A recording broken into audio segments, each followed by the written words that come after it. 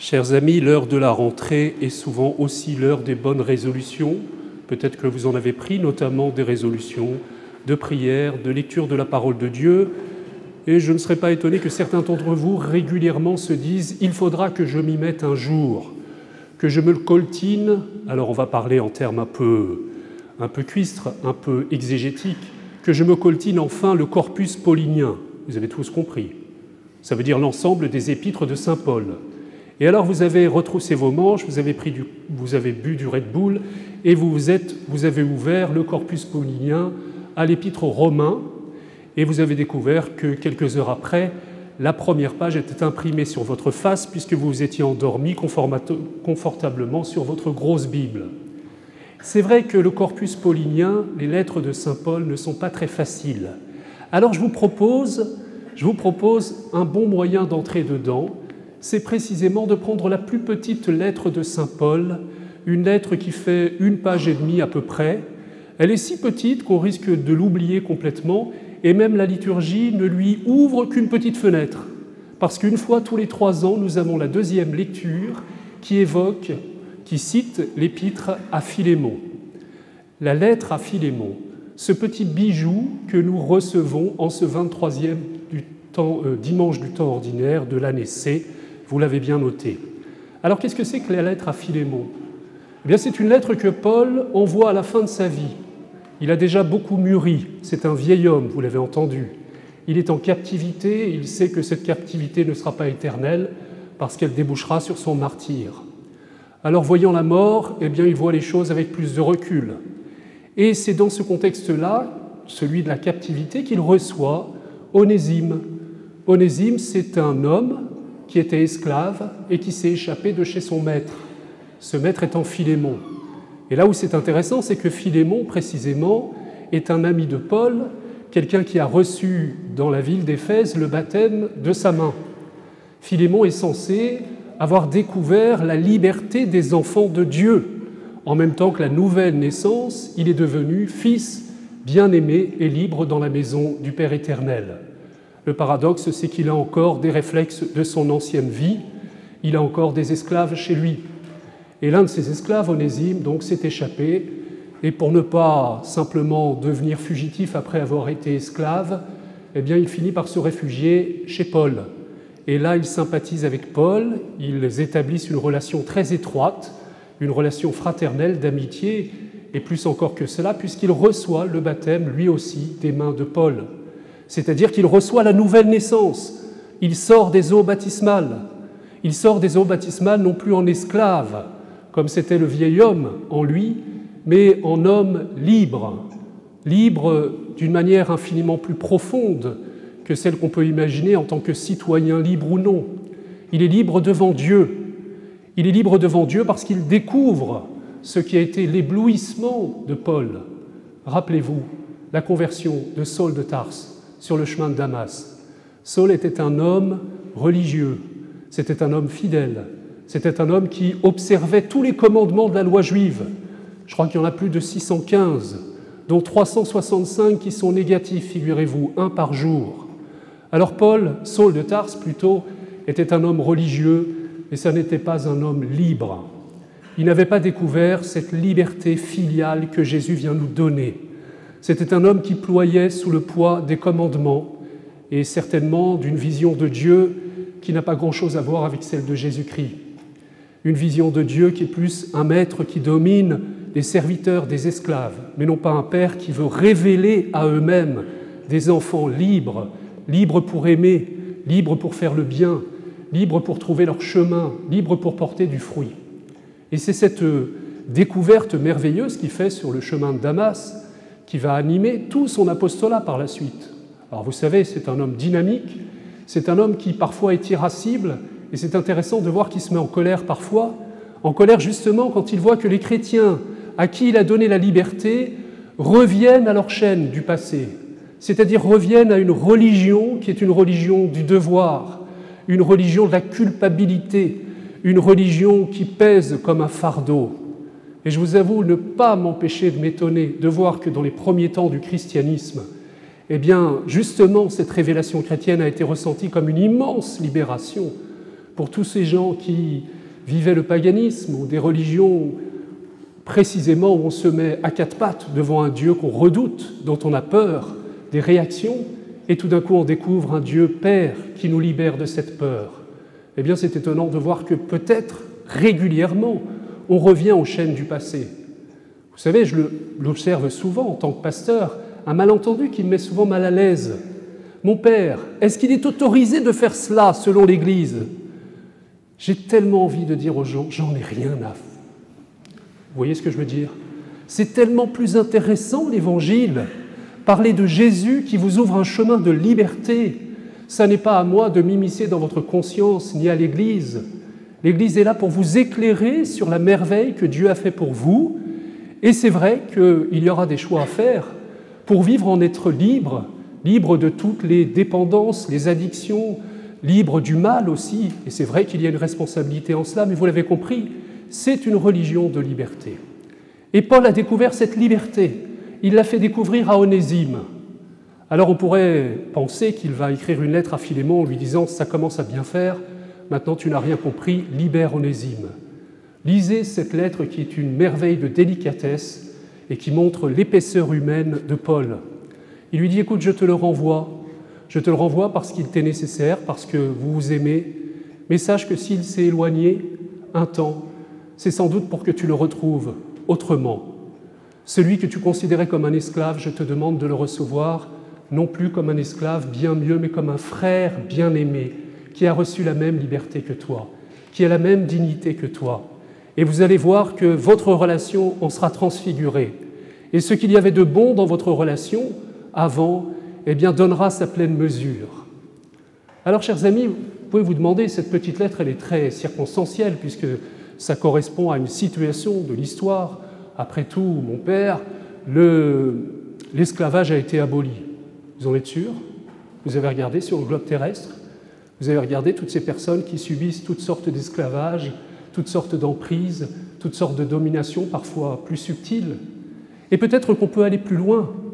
En quoi cette considération d'une personne qui a été très liée, trop liée, qui étouffait au contact de celui qu'elle aimait, eh bien, en quoi cette personne qui s'éloigne pour la retrouver nous concerne? Eh bien, je crois, frères et sœurs, que nous avons tous à vivre ces situations. Toutes nos relations, même les plus belles, même celles qui sont marquées par l'affection le plus profondément, ont besoin d'être purifiées de l'intérieur. Vous savez, la psychologie est très sensible aujourd'hui à tout ce qui est emprise. Vous savez, on dit que les parents sont les figures d'attachement de l'enfant et c'est normal que l'enfant ait une certaine relation d'obéissance avec eux. C'est pas normal qu'ils aient la même relation à 30 ans. Et il y a une fameuse crise d'adolescence qui est douloureuse des deux côtés, mais qui est salutaire et je crois qu'elle a été voulue par Dieu. C'est le moment où eh bien, le petit enfant dit « je m'éloigne pour trouver mon chemin ». Alors évidemment, les parents tremblent et espèrent que ce chemin sera le bon et qu'il y aura de bonnes personnes sur sa route, qu'ils rencontreront des Pauls, des Sauls de Tarse, qu'ils rencontreront le Seigneur, qui les révélera leur vraie liberté et qu'un nouvel attachement pourra être créé, recellé, plus libre. Et pensez à toutes ces situations où vous avez besoin de prendre un peu de distance. Ça n'est pas mauvais. Régulièrement, tous les ans, j'ai des jeunes qui se préparent au mariage et qui disent « ce serait peut-être nécessaire qu'on prenne un peu de temps pour réfléchir, qu'on prenne un peu de distance ». Alléluia, oui, c'est une bonne idée. C'est une bonne idée parce que peut-être que vous êtes en train de découvrir que cet amour fusionnel, si fort, si beau aussi, eh bien, a besoin d'être éclairci, d'être purifié, que certains liens ont besoin d'être détachés pour que vous vous retrouviez non plus esclaves d'une passion qui vous domine, mais plus libres pour vous aimer comme des frères bien-aimés, avant de vous aimer aussi comme des époux. Et c'est valable pour toutes les relations, c'est valable dans tous les domaines. N'ayez pas peur de cette prise de distance parfois. Il y a ces situations où des personnes qu'on aime beaucoup se trouvent éloignées par la vie ou désirent s'éloigner de nous, et ça brise le cœur d'une certaine manière. Et pour les parents, peut-être des enfants qui prennent un chemin qui les inquiète. Mais je vais vous dire qu'il y a une chose qui m'étonne toujours. Vous savez, c'est dans le fameux passage de l'enfant prodigue, ce fils qui dit à son père « Donne-moi la part d'héritage », une manière de dire « pour moi, t'es mort », on n'a plus de relation, c'est un peu violent, reconnaissez-le, ça a dû faire un peu mal à l'estomac du papa, et vous connaissez la suite, après avoir dépensé tout son argent, après faire des bêtises, il retrouve son père, et son père est là pour le recevoir, et on verse toujours des larmes en disant « c'est merveilleux ce père qui attend son enfant ». Ça n'a rien de merveilleux. Tous les parents ici savent que quelles que soient les bêtises de leur enfant, ils seront toujours là pour le recevoir. Ce qui est merveilleux, ce qui est étonnant, c'est que le père le laisse partir en réalité. C'est que le père ne le retienne pas en lui disant « mon fils, je sais ce qui est bon pour toi, je sais que tu vas à la catastrophe ». La pire des choses, ce serait qu'il l'empêche de vivre cette aventure qu'il a à vivre, le risque de la liberté, frères et sœurs. La liberté est ce qui est le plus sacré aux yeux de Dieu. Vous savez, nous nous mettons à genoux devant Dieu, mais il y a une chose devant laquelle Dieu se met à genoux, c'est notre liberté. Jamais il ne la forcera. Dieu veut des enfants libres avec leur Père, et non pas des esclaves qui ont toujours peur d'un maître dominant, qui soient toujours pris par, vous savez, ces fils de pêche ou cette glu de relations, de chantage, de relations parfois complexes, vous connaissez tout cela. Nous avons besoin d'accepter que Dieu vienne au cœur de nos relations. Si vous avez compris ce point, n'ayez pas peur de relire l'Évangile de ce jour. Nul ne peut aller à moi, dit Jésus, s'il ne me préfère à son père, sa mère, sa sœur, ses frères et sœurs, sa famille, ses enfants, tous ceux qu'il aime le plus. Alors ça ne sonne pas très bien. On se dit, mais qu'est-ce que Jésus fait? Il nous demande de ne plus aimer personne, de prendre notre distance avec tous ceux pour lesquels nous avons le plus d'affection. Ce serait vraiment mal comprendre les choses. Si vous voulez ça, faites de la méditation transcendantale, faites du yoga, rendez-vous indifférent à toutes les affections. Mais il ne s'agit pas de cela. Il s'agit au contraire de renforcer notre amour, de le purifier. D'ailleurs, dans l'Épître aux Romains, il y a une grande énumération par saint Paul des conséquences des péchés de l'humanité, de l'idolâtrie. Il y a toutes sortes de choses qui ne sont pas très ragoûtantes. Mais le plus grave, l'aboutissement final aux yeux de Paul, c'est « ces gens n'ont plus d'affection, ces gens n'ont plus de cœur ». Eh bien, frères et sœurs, il ne s'agit pas de s'arracher le cœur, au contraire. Il s'agit d'offrir ce qui nous est le plus cher à Jésus et de laisser la croix de Jésus se planter entre les personnes, nous-mêmes et les personnes que nous aimons. De la même manière que le jour du mariage, le prêtre, au moment de l'échange des consentements, pose son étole sur la main des époux, qui est jointe, ou peut poser éventuellement la croix en disant « Entre vous deux, il y a Jésus. Jésus que vous mettez à la première place, Jésus que vous préférez même à votre conjoint. C'est le meilleur moyen d'aimer véritablement votre conjoint. Donner la première place à Jésus, c'est laisser Jésus entre vous deux, couper ce qui a à être coupé. Il y a des choses à purifier, il y a peut-être des liens qui ont besoin d'être remis au jour, et puis surtout recéler une alliance plus profonde. Cher frère, reçois Onésime, reçois-le non plus comme un esclave, mais pose sur lui un regard nouveau, celui qu'il a découvert, le regard que Dieu pose sur lui, le regard d'un homme libre, d'un frère bien-aimé. Je vous propose ce soir de faire une démarche très concrète. Vous savez, à l'autel, au moment de l'échange eucharistique, nous déposons nos vies à l'autel, et par les mains du prêtre, c'est Jésus qui les saisit, qui les fait passer par sa mort et sa résurrection. Donc vous déposez dans la patène le travail de votre semaine, et vous déposez dans le calice votre amour, vos affections, le sang de votre cœur. Et tout cela va être pris par Jésus qui va mourir et ressusciter. C'est-à-dire qu'il va faire mourir tout ce qui doit mourir dans vos relations pour les transfigurer et pour vous les rendre d'une manière nouvelle. Alors parfois, ça peut durer du temps. Parfois, ces retrouvailles se font rapidement. Parfois, elles ne se font que dans l'au-delà. En tout cas, c'est le chemin de nos vies.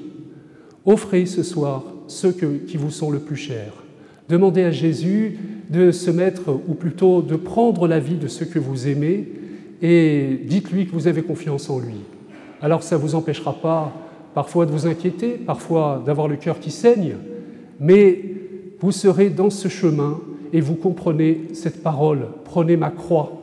La croix, ça n'est pas une souffrance qui nous inflige.